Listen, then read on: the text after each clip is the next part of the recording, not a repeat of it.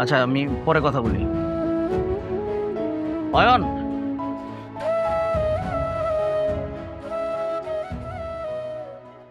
চিনেছো আমাকে?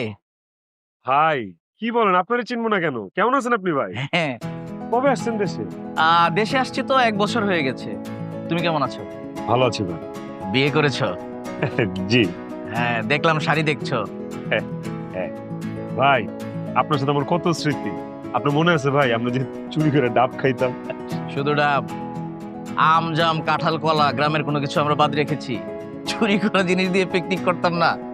সবকিছু মনে পড়ে, কিন্তু সময় পাই না গ্রামে যাওয়ার। সুইডেন থেকে আসার পরে ব্যবসা বাণিজ্য শুরু করেছি। এত ব্যস্ত লাইফে বিয়েটাও করতে পারিনি। তা বউর জন্য শাড়ি দেখছিলা, কিনে নাও। আহ, আহ, নিবো, পরে আরেকদিন নিবো না। সমস্যা